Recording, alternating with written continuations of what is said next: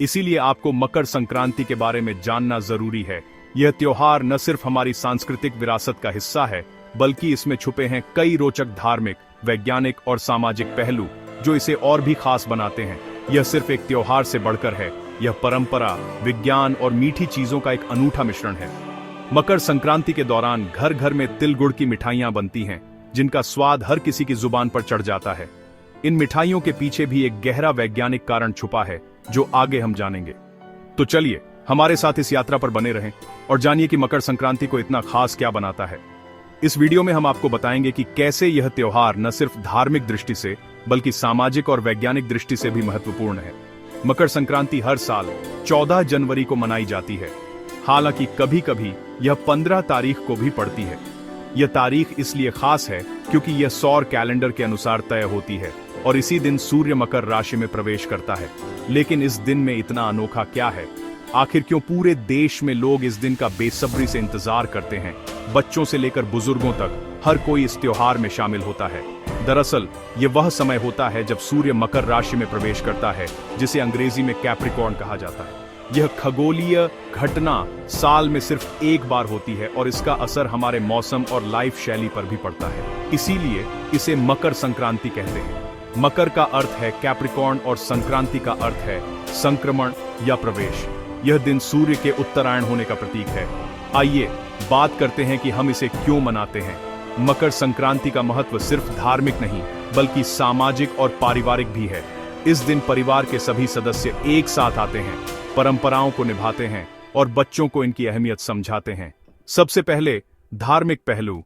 यह दिन उत्तरायण की शुरुआत का प्रतीक है, जिसे हिंदू संस्कृति में सबसे शुभ समय माना जाता है। महाभारत के अनुसार भीष्म पितामह ने इसी दिन स्वेच्छा से अपने प्राण त्यागे थे, क्योंकि यह समय मोक्ष प्राप्ति के लिए सबसे उत्तम माना जाता है। गंगा में पवित्र डुबकी लगाना, भोजन और कपड़े दान करना और भीष्म पितामह जैसे दिग्गजों को याद करना सब आज ही होता है। लोग मानते हैं कि इस दिन किया गया दान कई गुना फल देता है और पापों से मुक्ति मिलती है। अब विज्ञान वाला हिस्सा।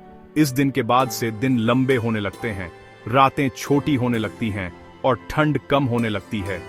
ये बदलाव हमारे शरीर और स्वास्थ्य पर भी असर डालता है, जिससे हम ज्यादा ऊर्जावान महसूस करते हैं। तिल और गुड़ की मिठाइयां खाना सिर्फ एक ट्रीट नहीं है, ये आपको गर्म और ऊर्जावान भी रखता है। तिल में कैल्शियम, आयरन और गुड़ में आयरन ऑफ मिनरल्स होते हैं, जो सर्दियों में शरीर को गर्म रखते हैं और इम्यूनिटी बढ़ाते हैं। और यह फसल का मौसम है। खेतों में नई हार्वेस्टें लहलहा रही होती हैं, किसान अपनी मेहनत का फल पाते हैं और पूरे गांव में खुशी की लहर दौड़ जाती है। किसान अपनी हार्वेस्टों के लिए प्रकृति को धन्यवाद देते हैं और लोग एक साथ आते हैं, मिठाइयां बांटते हैं और रंगीन पतंगें उड़ाते हैं। पतंगबाजी इस त्योहार की खास पहचान बन चुकी है, जिसमें बच्चे, युवा और बड़े सभी शामिल होते हैं। पूरे भारत में इस त्योहार के कई नाम हैं। तमिलनाडु में पोंगल, गुजरात में उत्तरायण, यूपी और बिहार में खिचड़ी पाड़, पंजाब में माघी और असम में भोगाली बिहू। हर राज्य में इसे मनाने का तरीका अलग है, लेकिन भावना एक ही है, प्रकृति और जीवन का उत्सव।